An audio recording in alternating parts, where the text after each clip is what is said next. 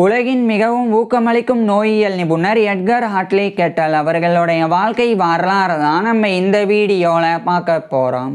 1882 April 20 அன்னைக்கு இங்கிலாந்தில் இருக்கிற லண்டனில் எட்கர் கெட்டலுக்கும் மேரி ஆஸ்டின் ஹாட்லி கெட்டலுக்கும் மகனாக பிறக்கிறார்.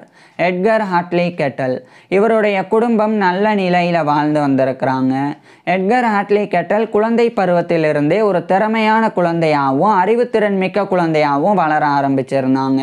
இந்த நிலையில் 1887 ஆண்டு எட்கர் ஹாட்லி கெட்டலுக்கு 5 வயது இருக்கும்போது இவருடைய அப்பா இவரை படிக்க வைக்கிறதுக்காக அந்த லண்டன்லேயே இருக்கக்கூடிய ஒரு பிரைமரி ஸ்கூலில் இவரை சேர்த்துறாங்க.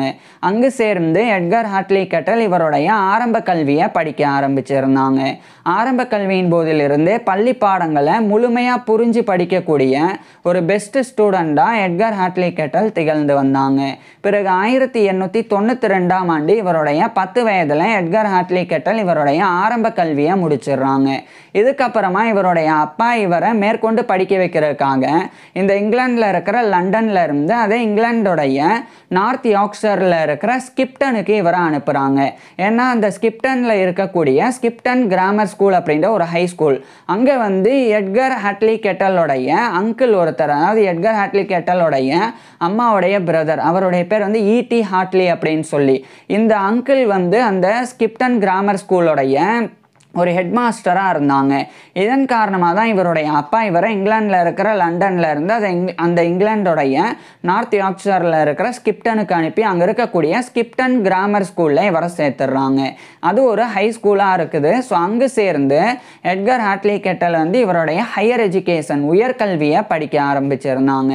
உயர்கல்வியின் போது லட்டின், கிரீக், ஜெர்மன் போன்ற லாங்குவேஜஸை எட்கர் ஹாட்லி கெட்டல் கற்றுக்கிட்டு வந்தாங்க.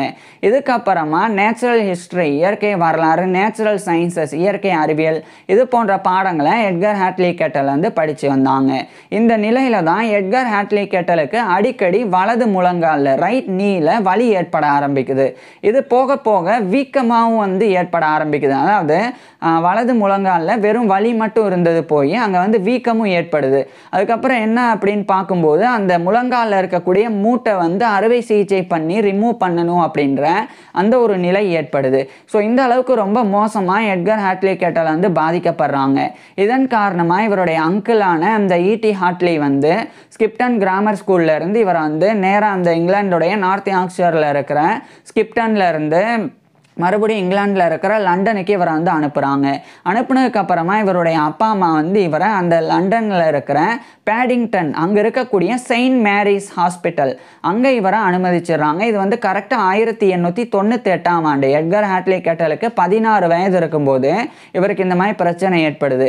அந்த செயின்ட் மேரிஸ் ஹாஸ்பிட்டலில் இவரை சேர்த்ததுக்கு அப்புறமா அங்கே எட்மண்ட் ஓவன் அப்படின்னு சொல்லி ஒரு மருத்துவர், ஒரு அறுவை சிகிச்சை நிபுணர் இருந்தாங்க.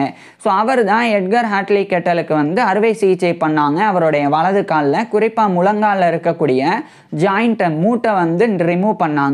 இதனால எட்கர் ஹாட்லி கெட்டலுடைய ஒரு கால் சின்னதாக மாறுது. இடது காலை விட வலது கால் கொஞ்சம் ஷார்ட்டாக குட்டையாக ஆகிறது. ஸோ இப்படி எட்கர் ஹாட்லி கெட்டல் இவருடைய பள்ளி படிப்பின் போதே இவர் ஒரு ஹேண்டிகேப்டாக மாறிடுறாங்க. இதுக்கப்புறம் சில மாதங்கள் அப்படியே ஓய்வில் இருக்க வேண்டிய நிலையும் ஏற்படுது. இதனால் இவர் மறுபடியும் ஸ்கூல் ஜாயின் பண்ணாமல் ஃபஸ்ட்டு ஓய்வில் தான் இருந்தாங்க. இதுக்கப்புறமா 1899 காலகட்டத்தில் மறுபடியும் அந்த இங்கிலாந்தில் இருக்கிற லண்டனில் இருந்து அதே இங்கிலாண்டோடைய நார்த் யார்க்ஷயரில் இருக்கிற ஸ்கிப்டனுக்கு இவர் அனுப்பப்பட்டு ஸ்கிப்டன் கிராமர் ஸ்கூலில் மறுபடியும் ஜாயின் பண்ணி மீதம் இருக்கக்கூடிய இவருடைய பள்ளி படிப்பை, அதாவது இவருடைய உயர்கல்வியை தொடர்ந்து எட்கர் ஹாட்லி கெட்டல் படித்தாங்க. இந்த நிலையில் இவர் மருத்துவமனையில் அனுமதிக்கப்பட்டிருக்கும் போது அந்த எட்மண்ட் ஓவன் அவர்னால எட்கர் ஹாட்லி கெட்டல் ஈர்க்கப்பட்டிருந்தாங்க. ஈர்க்கப்பட்டு அவரை போலவே மருத்துவம் படிக்கணும் அப்படின்னு எட்கர் ஹாட்லி கெட்டல் முடிவு செஞ்சுருந்தாங்க. அதை அந்த எட்மண்ட் ஓவன்ட்டையும் தெரிவிச்சிருந்தாங்க. அப்போ அந்த எட்மண்ட் ஓவன் முதல்ல பள்ளி படிப்பை முடிச்சுட்டு இங்கேயே ஜாயின் பண்ணி மருத்துவம் படிக்கலாம் அப்படின்னு சொல்லி இவருக்கு அறிவுரை கொடுத்துருந்தாங்க. அதாவது செயின்ட் மேரிஸ் ஹாஸ்பிட்டலில் இவர் வந்து அனுமதிக்கப்பட்டிருந்தாங்க. அந்த செயின்ட் மேரிஸ் ஹாஸ்பிட்டலோடைய கேம்பஸில் ஒரு மெடிக்கல் ஸ்கூல் இருக்குது. அதுதான் saint Mary's hospital medical school அப்படின்றது. அங்கே படித்தா யூனிவர்சிட்டி ஆஃப் லண்டனில் இருந்து டிகிரி வழங்கப்படும். ஸோ இந்த எல்லா விஷயங்களையுமே எட்மண்ட் ஓவன் வந்து இவருக்கு தெரிவிச்சிருந்தாங்க. இதனால் 1899 காலகட்டத்தில் எட்கர் ஹாட்லி கெட்டல் வந்து மறுபடியும் ஸ்கூலில் ஜாயின் பண்ணி படிக்கும்போது இவருடைய மருத்துவ கல்வியை வந்து படிக்கணும் அப்படின்னு இவருடைய கவனத்தை பள்ளி படிப்பை ரொம்ப நல்லா படிக்கிறதுல எட்கர் ஹாட்லி கெட்டல் வந்து ரொம்ப நல்லா படிக்கிறதுல கவனம் செலுத்தினாங்க. இதுக்கப்புறம் 1900ஆம் ஆண்டு இவருடைய 18 வயதில் எட்கர் ஹாட்லி கெட்டல் இவருடைய ஹையர் எஜுகேஷனை முடிக்கிறாங்க. முடிச்சதுக்கப்புறமா அதே ஸ்கிப்டன் கிராமர் ஸ்கூலில் எட்கர் ஹாட்லி கெட்டல் வந்து ப்ரீ மெட்ரிகுலேஷன் ஸ்டடி பண்ண ஆரம்பிக்கிறாங்க. இது வந்து பிஃபோர் காலேஜ் ப்ரிப்பரட்டரி கோர்ஸ் அப்படின்னு அழைக்கப்படும். அதாவது காலேஜ் ஜாயின் பண்ணி படிக்கிறதுக்கு முன்னாடி படிக்கக்கூடிய ஒரு 1 இயர் கோர்ஸ் தான் இது. இதை எடுத்து எட்கர் ஹாட்லி கெட்டல் வந்து அதே ஸ்கிப்டன் கிராமர் ஸ்கூலில் மேற்கொண்டு இவர் அடுத்த ஓராண்டு படிக்கிறாங்க.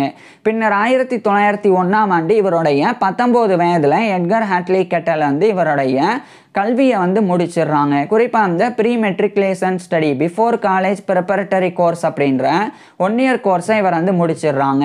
இது sixth form education, A class education அப்படின்னு கூட அழைக்கப்படும். ஸோ இதை வந்து இவர் கம்ப்ளீட் பண்ணதுக்கப்புறமா இந்த 1901ஆம் ஆண்டு இங்கிலாண்டோடைய நார்த் யார்க்ஷயரில் இருக்கிற ஸ்கிப்டனில் இருந்து மறுபடியும் இங்கிலாண்டோடைய லண்டனில் இருக்கிற பேடிங்டனுக்கு இவர் வந்து போகிறாங்க. அங்கே போய் செயின்ட் மேரிஸ் ஹாஸ்பிட்டல் மெடிக்கல் ஸ்கூலில் 1901ஆம் ஆண்டு எட்கர் ஹாட்லி கெட்டல் வந்து எட்மண்ட் ஓவன் சொன்னபடியே வந்து ஜாயின் பண்ணுறாங்க. இவருடைய அப்பா வந்து இதுக்கு வந்து உதவியாக இருந்தாங்க. ஸோ அங்கே ஜாயின் பண்ணி எட்கர் ஹாட்லி கெட்டல் வந்து மருத்துவம் படிக்க ஆரம்பிச்சிருந்தாங்க. ஆரம்பத்தில் சில மெடிக்கல் கோர்சஸ் தான் எட்கர் ஹாட்லி கெட்டல் வந்து படித்தாங்க. பின்னர் 1902க்கு அப்புறமா அதே செயின்ட் மேரிஸ் ஹாஸ்பிட்டல் மெடிக்கல் ஸ்கூலில் எட்கர் ஹாட்லி கெட்டல் வந்து MBCHB படிக்க ஆரம்பிச்சிருந்தாங்க. MBCHB அப்படின்னா லட்டினில் மெடிசனே பேக்லோரியஸ் சிரர்ஜி அப்படின்னு எக்ஸ்பான்ஷன். இதுவே வந்து இங்கிலீஷில் MBBS bachelor of medicine and bachelor of surgery. இதை தான் எட்கர் ஹாட்லி கெட்டல் வந்து செயின்ட் மேரிஸ் ஹாஸ்பிட்டல் மெடிக்கல் ஸ்கூலில் படிக்க ஆரம்பிச்சிருந்தாங்க. எட்மண்ட் ஓவன் உட்பட நிறைய பேர் இவருக்கு வந்து மருத்துவ கல்வியை கற்பித்து வந்தாங்க. அங்கே இவர் மருத்துவம் படிக்கும்போது மருத்துவ பாடத்திட்டங்களாக, அதாவது மெடிக்கல் கரிக்குலமாக இவர் எட்கர் ஹாட்லி கெட்டல் வந்து அனாட்டமி உடற்கூறியல், பெத்தாலஜி நோயியல், மெட்டீரியா மெடிக்கா மருந்துகளினுடைய பண்புகள் குறித்து படிக்கிறது, கிளினிக்கல் மெடிசன் மருத்துவம், ஃபிசியாலஜி உடலியல், சர்ஜரி அறுவை சிகிச்சை அப்படின்னு இது போன்ற எல்லா பாடங்களையும் ரொம்ப நல்லா எட்கர் ஹாட்லி கெட்டல் படித்து வந்தாங்க. ஆனால் இவ்வளோ பாடங்கள் படித்து வந்தாலும் இவருக்கு வந்து பெத்தாலஜி நோயியலில் தான் அதிக ஆர்வம் இருந்து வந்தது. நோயியல் பெத்தாலஜி அப்படின்றது நோய்க்கிருமிகள், அந்த நோய்க்கிருமிகள் ஏற்படுத்தக்கூடிய நோயின் தன்மைகள், அந்த நோயினால் பாதிக்கப்பட்ட உடல் திசுக்களினுடைய தன்மை, இது குறித்தெல்லாம் படிக்கிறது தான் பெத்தாலஜி நோயியல் அப்படின்றது. இதில் தான் எட்கர் ஹாட்லி கெட்டலுக்கு அதிக ஆர்வம் இருந்தது. இதன் காரணமாக பெத்தாலஜியை ரொம்ப சிறப்பாகவே எட்கர் ஹாட்லி கெட்டல் வந்து படித்து வந்தாங்க. இதுக்கப்புறமா 1907ஆம் ஆண்டு இவருடைய 25 வயதில் எட்கர் ஹாட்லி கெட்டல் வந்து செயின்ட் மேரிஸ் ஹாஸ்பிட்டல் மெடிக்கல் ஸ்கூலில் MBCHB அதாவது MBBS படித்து யூனிவர்சிட்டி ஆஃப் லண்டனில் இருந்து அந்த MBCHB மெடிசனே பேக்லோரியஸ் சிரர்ஜி அப்படின்ற MBBS bachelor of medicine and bachelor of surgery இந்த டிகிரியை வந்து பெற்றுறாங்க. So Saint Mary's hospital medical ஸ்கூலில் படித்து யூனிவர்சிட்டி ஆஃப் லண்டனில் இருந்து டிகிரி பெறாங்க. அதுக்கப்புறமா அதே யூனிவர்சிட்டி ஆஃப் லண்டனில் 1907ஆம் ஆண்டிலிருந்து எட்கர் ஹாட்லி கெட்டல் வந்து மருத்துவத்தில் மெடிசனில் போஸ்ட் கிராஜுவேட்டான டாக்டர் ஆஃப் மெடிசன் அப்படின்ற MD டிகிரி இதையும் எட்கர் ஹாட்லி கெட்டல் வந்து யூனிவர்சிட்டி ஆஃப் லண்டனில் படிக்க ஆரம்பிக்கிறாங்க. இதே காலகட்டத்தில் அந்த லண்டனில் இருக்கிற ஃபுல்லம் அங்கே இருக்கக்கூடிய கேன்சர் ஹாஸ்பிட்டல், ஒரு புற்றுநோய் மருத்துவமனை, அங்கே இவர் ஒரு பெத்தாலஜிஸ்ட் நோயியல் நிபுணராக 1907ஆம் ஆண்டு நியமிக்கப்படுறாங்க. ஸோ லண்டனுடைய ஃபுல்லமில் இவர் வந்து அங்கே இருக்கிற கேன்சர் ஹாஸ்பிட்டலில் ஒரு பெத்தாலஜிஸ்ட் நோயியல் நிபுணராக வந்து பணிபுரிஞ்சுக்கிட்டு இன்னொரு பக்கம் யூனிவர்சிட்டி ஆஃப் லண்டனில் டாக்டர் ஆஃப் மெடிசன் அப்படின்ற MD டிகிரியை எட்கர் ஹாட்லி கெட்டல் வந்து படித்து வந்தாங்க. சில ஆண்டுகளுக்கு பிறகு 1910ஆம் ஆண்டு இவருடைய 28 வயதில் எட்கர் ஹாட்லி கெட்டல் வந்து டாக்டர் ஆஃப் மெடிசன் அப்படின்ற MD டிகிரியை யூனிவர்சிட்டி ஆஃப் லண்டனில் இருந்து முடிச்சிடுறாங்க. முடித்த பிறகும் தொடர்ச்சியாக கேன்சர் ஹாஸ்பிட்டல்லையே இவர் ஒரு பெத்தாலஜிஸ்டாக தொடர்ந்து ஒர்க் பண்ணாங்க. அதுக்கப்புறம் பெத்தாலஜியில் கூடுதல் படிப்பு தேவைப்படுது அப்படின்னு எட்கர் ஹாட்லி கெட்டல் வந்து முடிவு செஞ்சாங்க. இதனால் 1911ஆம் ஆண்டு இந்த கேன்சர் ஹாஸ்பிட்டல் ஃபுல்லம் அங்கிருந்து பெத்தாலஜிஸ்ட் அப்படின்ற அந்த ஒரு பொறுப்பில் இருந்து இவர் வந்து விலகி இந்த 1911ஆம் ஆண்டு இங்கிலாந்துடைய லண்டனில் இருக்கிற ஃபுல்லம்ல இருந்து ஜெர்மனியோடைய பேடன் வொர்டன்பர்கில் இருக்கிற ஃப்ரைபர்க் இம் பிரெஸ்கோவுக்கு இவர் வந்து போகிறாங்க. அங்கே வந்து லுட்விக் ஆஸ்காஃப் அப்படின்னு சொல்லி ஒரு நோயியல் நிபுணர் மற்றும் அவர் ஒரு மருத்துவரும் கூட அவர் வந்து இருந்தாங்க. அவரு கீழே பெத்தாலஜியில் அடிஷ்னல் ஸ்டடீஸை 1911 1912 வரைக்கும் எட்கர் ஹாட்லி கெட்டல் வந்து பெற்றாங்க. எட்கர் ஹாட்லி கெட்டலுக்கு ஜெர்மனி போய் படிக்கிறது சர்வசாதாரணமான விஷயம். ஏன்னா எட்கர் ஹாட்லி கெட்டல் வந்து உயர்கல்வியின் போது கிரீக், லட்டின், ஜெர்மன் போன்ற லாங்குவேஜஸை கற்றுக்கிட்டாங்க. இதனால் ஜெர்மனிக்கு போய் இவர் வந்து ஜெர்மனியில் இருக்கிற அந்த ஃப்ரைபர்க், அங்கே இருக்கிற யூனிவர்சிட்டி ஆஃப் ஃப்ரைபர்கில் லுட்விக் ஆஸ்காஃப் கீழே பெத்தாலஜியை கூடுதலாக படித்தாங்க. இதுக்கப்புறம் 1912ஆம் ஆண்டு இவருடைய படிப்பை முடிச்சுட்டு ஜெர்மனியோடைய பேடன் வொர்டன்பர்கில் இருக்கிற ஃப்ரைபர்க் இன் பிரெஸ்கோவில் இருந்து மறுபடியும் இங்கிலாந்துடைய லண்டனில் இருக்கிற பேடிங்டனுக்கு இவர் வந்து போகிறாங்க. போய் இவர் வந்து ஏற்கனவே படித்த saint Mary's hospital medical school அதனுடைய டிபார்ட்மெண்ட் ஆஃப் பெத்தாலஜியில் இவர் ஒரு அசிஸ்டண்டாக உதவியாளராக ஒர்க் பண்ண ஆரம்பிக்கிறாங்க. குறிப்பாக சர் பெர்னார்ட் ஹென்ரி ஸ்பில்ஸ்பெரி அப்படின்னு சொல்லி ஒரு நோயியல் நிபுணர் வந்து இருந்தாங்க.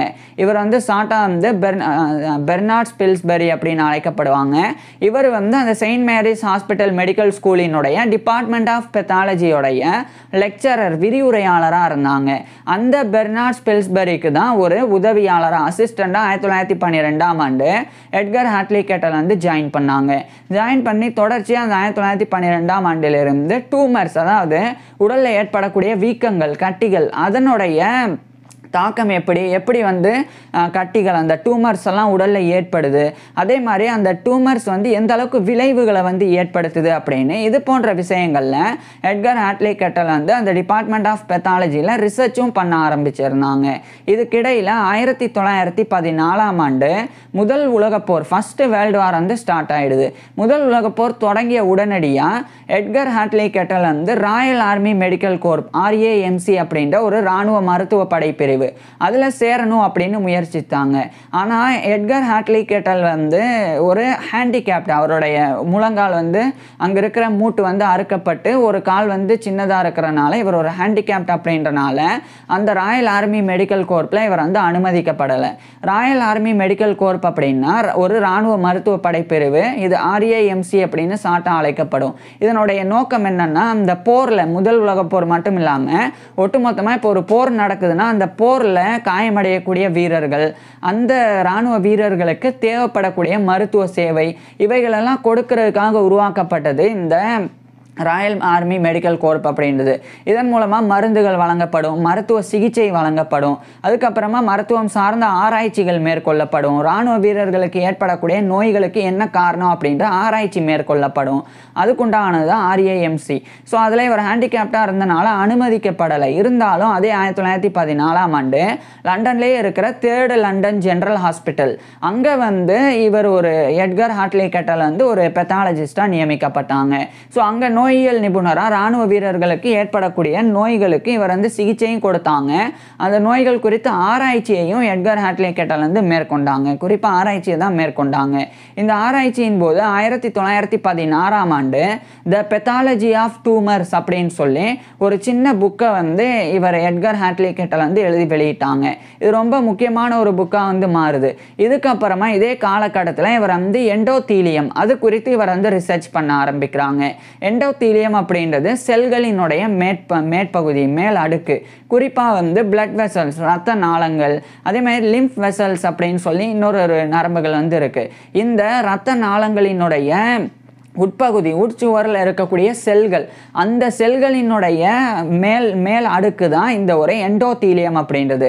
ஸோ அது குறித்து இவர் வந்து ரிசர்ச் பண்ணாங்க. இந்த எண்டோதீலியம் அப்படின்றது ரொம்ப முக்கியம். எந்த அளவுக்குன்னா, நம்மளுடைய ரத்தத்தில் இருக்கக்கூடிய கழிவுகள், அதே மாதிரி நம்மளுடைய ரத்தத்தில் இருக்கக்கூடிய ஊட்டச்சத்து அது வந்து சரியாக வந்து ஒழுங்கமைக்கப்படுறதுக்கு, ரெகுலேட் பண்ணப்படுறதுக்கும், அதே மாதிரி நம்மளுடைய ரத்த ஓட்டத்தில் சுத்தமான நம்மளுக்கு தேவையான ப்ராப்பர்ட்டிஸ் வந்து கிடைக்கிறதுக்கும், அதே மாதிரி நம்மளுடைய ரத்த ரத்தம் வந்து உறையிறதுக்கும், தேவைப்படக்கூடிய நேரத்தில் ரத்தம் உறையிறதுக்கும், தேவைப்படக்கூடிய நேரங்களில் ரத்தம் உறையாமல் இருக்கிறதுக்கும் இந்த எண்டோத்தீலியம் வந்து முக்கிய காரணமாக இருக்கும்.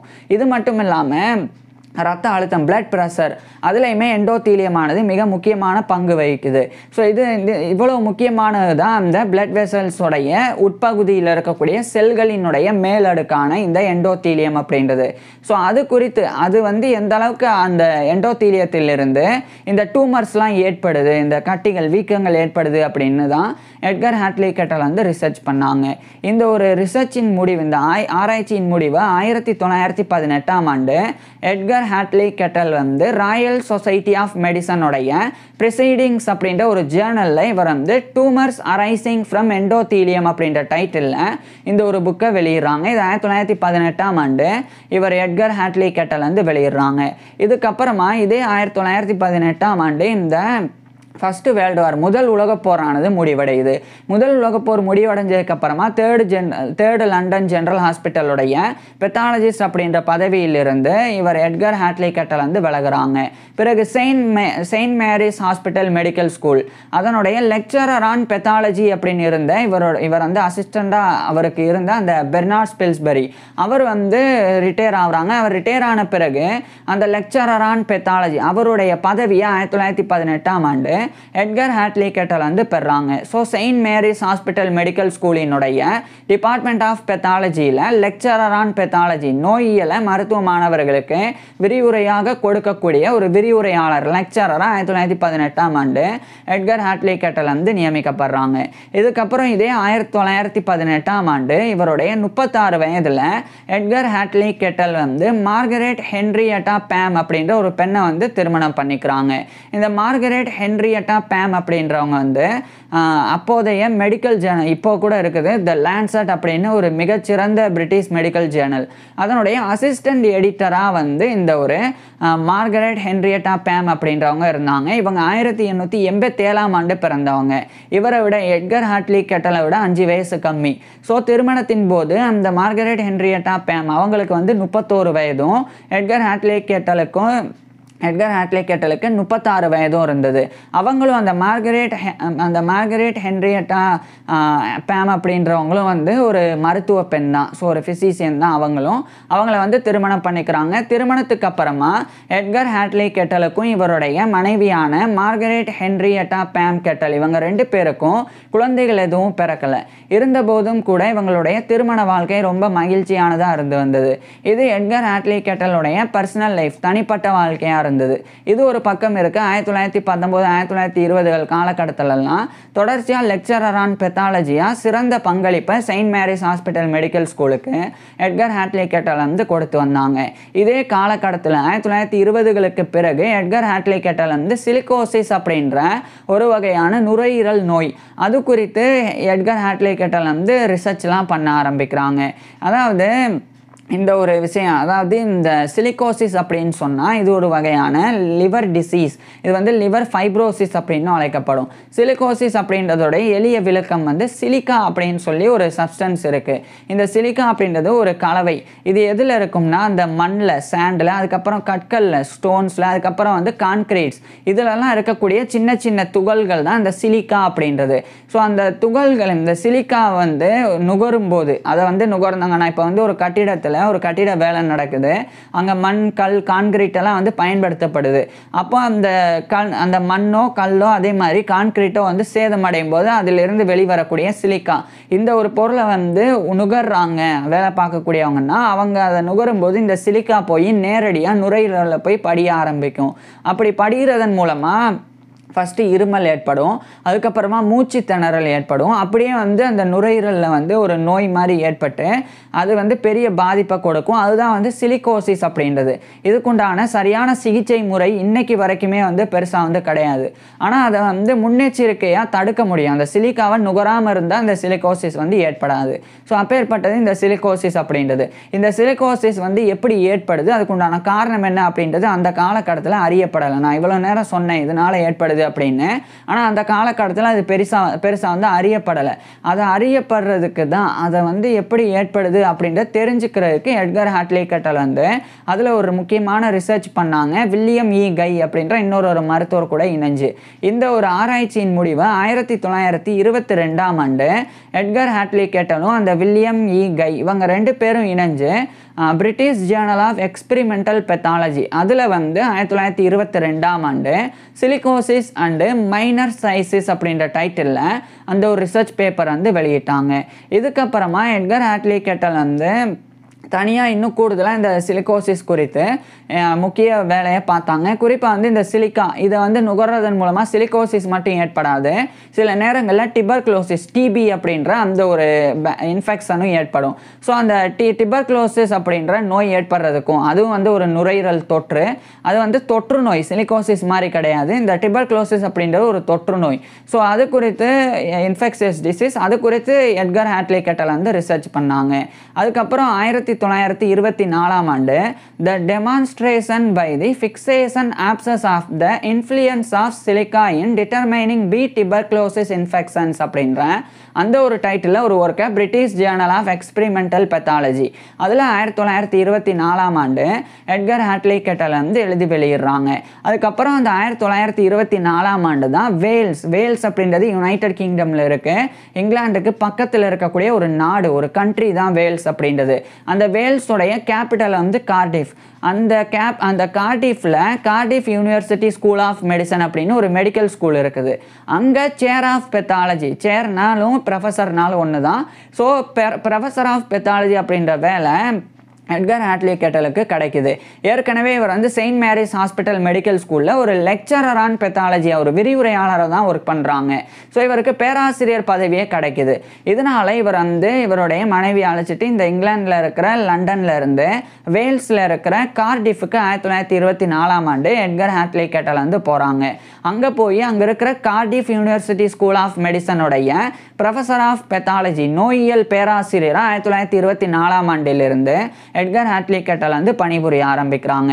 இவர் அங்கே பணிபுரியும் போது டிபார்ட்மெண்ட் ஆஃப் பெத்தாலஜி உருவாக்கி அதை மிகப்பெரிய அந்த கார்டிஃப் யூனிவர்சிட்டி ஸ்கூல் ஆஃப் மெடிசனுடைய பெத்தாலஜி டிபார்ட்மெண்ட்டில் மிகப்பெரிய ஒரு ரிசர்ச் சென்டராகவே எட்கர் ஹாட்லி கெட்டல் வந்து மாற்றினாங்க.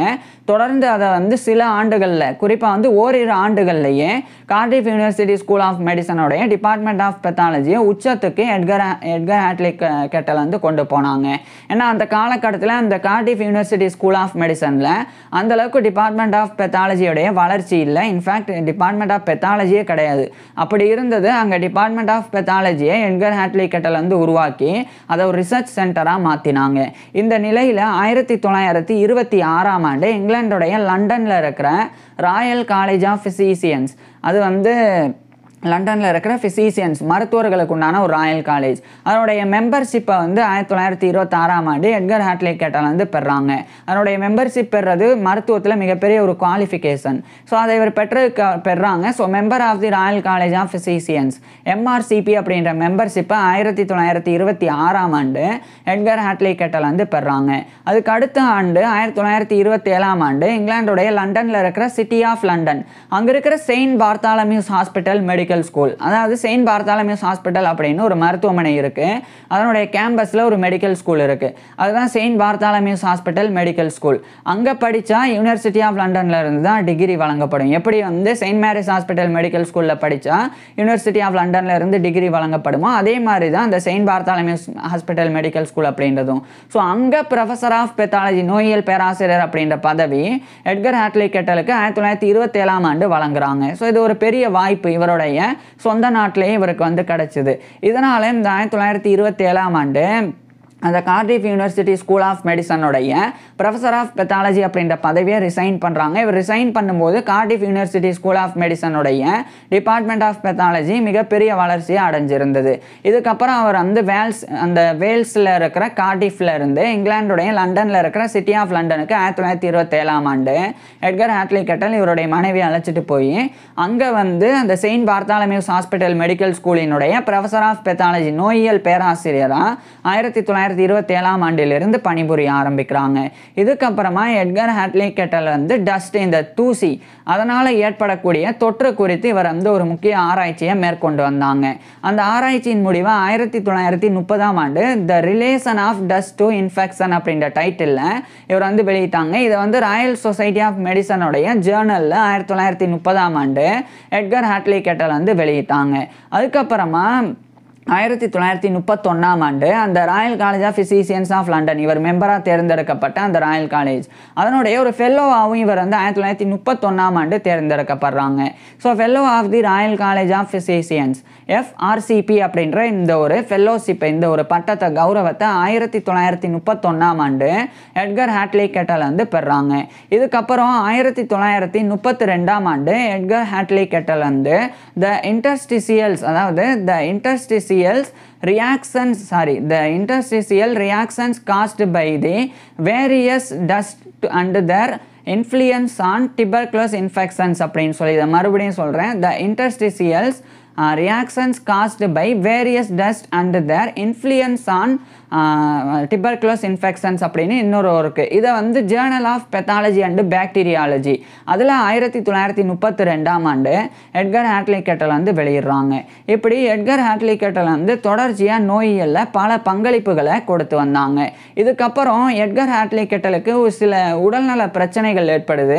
அறுவை சிகிச்சைக்கு இவர் வந்து உள்ளாகிறாங்க. எப்படி வந்து 16 வயசில் இவருடைய மூட்டை அறுக்கப்பட்டதோ அது மாதிரி சில பிரச்சனைகள், குறிப்பாக கேஸ்ட்ரோ என்டரெக்டமி அப்படின்னு இவருக்கு ஒரு சர்ஜரி பண்ணப்பட்டது. அதுக்கப்புறம் இவருடைய இடது கையில் 3 விரல்கள் வந்து வெட்டப்பட்டது. இந்த அளவுக்கு கொடுமையான விஷயங்கள் எல்லாம் எட்கர் ஹாட்லி கெட்டல் வந்து வாழும்போது இப்பேற்பட்ட பிரச்சனைகள்லாம் அனுபவித்தாங்க. இருந்தபோதும் கூட எட்கர் ஹாட்லி கெட்டல் வந்து பெரிய பெரிய உச்சத்தை இவருடைய பொது வாழ்க்கையில் பெற்றாங்க.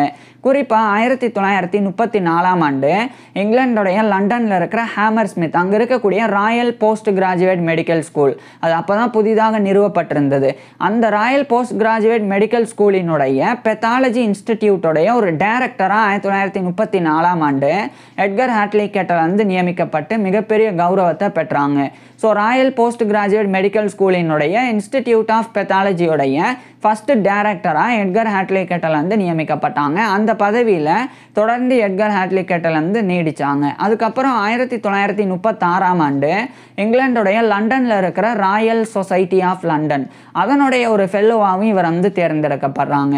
So fellow of the royal society FRS அப்படின்ற இந்த ஒரு பட்டத்தை, கௌரவத்தை 1936ஆம் ஆண்டு எட்கர் ஹாட்லி கெட்டல் வந்து பெற்றாங்க. பெரிய ஒரு கௌரவம். இதுக்கப்புறம் எட்கர் ஹாட்லி கெட்டல் வந்து உடல்நல குறைபாடுனால பாதிக்கப்பட்டு துரதிருஷ்டவசமாக அதே 1936ஆம் ஆண்டு டிசம்பர் 1 அன்னைக்கு இவருடைய 54 வயதிலேயே எட்கர் ஹாட்லி கெட்டல் வந்து இறந்து போயிடுறாங்க. இவர் வாழ்கிற அது கடைசி 2 ஆண்டுகள் முழுமையாக இவர் வாழ்கிற வரைக்கும் ராயல் போஸ்ட் கிராஜுவேட் மெடிக்கல் ஸ்கூலோடைய டைரக்டராக இவர் தான், எட்கர் ஹாட்லி கெட்டல் தான் இருந்தாங்க. ஸோ இவர் வந்து 1936 டிசம்பர் 1 அன்னைக்கு இவருடைய 54 வயதில் இறந்து போயிடுறாங்க. இவர் இறந்து போன 3 ஆண்டுகளுக்கு பிறகு எட்கர் ஹாட்லி கெட்டலுடைய மனைவி மார்கரெட் ஹென்ரியட்டா பேம் கெட்டல், அவங்க வந்து 1939ஆம் ஆண்டு கிட்டத்தட்ட அவங்களுடைய 52 வயதில் இறந்து போகிறாங்க. ஏன்னா இவருடைய எட்கர் ஹாட்லி கெட்டலுடைய மனைவி 1887ஆம் ஆண்டு பிறந்திருந்தாங்க. அவங்க 1939ஆம் ஆண்டு மார்கரெட் ஹென்ரியட்டா பேம் கெட்டல் வந்து அவங்களுடைய 52 வயதில் இறந்து போகிறாங்க. ஸோ இது வந்து எட்கர் ஹாட்லி கெட்டலுடைய தனிப்பட்ட வாழ்க்கை. இன்னொரு பக்கம் பொது வாழ்க்கையில் எட்கர் ஹாட்லி கெட்டல் பண்ண விஷயங்கள், குறிப்பாக இவர் எழுதின விஷயங்கள் எல்லாம் இந்த ஒரு சிலிகோசிஸ் சார்ந்து இவர் பண்ணது, அதுக்கப்புறம் டியூபர்குலோசிஸ் சார்ந்து ரிசர்ச் பண்ணதில் மிகப்பெரிய விஷயங்கள். ஆனால் இதெல்லாம் கடந்து இவர் வந்து கேஸ் கேங்க்ரீன் அப்படின்னு ஒரு நோய், அது குறித்தும் கூட ரிசர்ச் பண்ணாங்க. கேஸ் கேங்க்ரீன் அப்படின்னு சொன்னால் கிளாஸ்ட்ரீடியம் அப்படின்னு சொல்லி ஒரு வகையான பாக்டீரியா. இந்த பாக்டீரியா வந்து ரத்தத்தில் கலக்கிறதன் மூலமாக உடல் திசுக்களில் அது வந்து நச்சுக்களை செலுத்தும், டாக்ஸின்ஸை வந்து செலுத்தும். அதன் காரணமாக அந்த உடல் திசுக்களில் வாயு வந்து அதிகரித்து உடல் திசுக்கள் வந்து இறந்து போயிடும், டிஷ்யூஸ் எல்லாமே வந்து டெத் ஆயிரும். ஸோ இப்படி ஏற்படுத்தக்கூடிய ஒரு நோய் தான் இந்த கேஸ் கேங்க்ரீன் அப்படின்றது. இது குறித்தும் கூட எட்கர் ஹாட்லி கெட்டல் வந்து இவருடைய ரிசர்ச்லாம் பண்ணியிருந்தாங்க. எல்லாத்துலேயுமே சிலிகோசிஸ், எண்டோத்தீலியம், டியூபர்குலோசிஸ், இந்த ஒரு ஒரு இந்த ஒரு நோய் குறித்தும் கூட, அதாவது இப்போ இவர் கடைசியாக இவர் ரிசர்ச் பண்ண இந்த கிளாஸ்ட்ரிடியம் பாக்டீரியம்னால ஏற்படக்கூடிய அந்த தொற்று குறித்தெல்லாம் எட்கர் ஹாட்லி கெட்டல் பல ஆராய்ச்சிகள் பண்ணி முக்கியத்துவம் வாய்ந்த பல கண்டுபிடிப்புகளை செஞ்சுருந்தாங்க. இப்பேற்பட்ட எட்கர் ஹாட்லி கெட்டல் பற்றி நீங்கள் என்ன நினைக்கிறீங்க அப்படின்றத கீழே கமெண்ட்ஸில் சொல்லுங்கள். உங்களுக்கு எந்த மாதிரியான டாபிக்ஸில் இந்த மாதிரியான வீடியோஸ் வேணும் அப்படின்றதையும் கீழே கமெண்ட்ஸில் சொல்லுங்கள். தேங்க்யூ.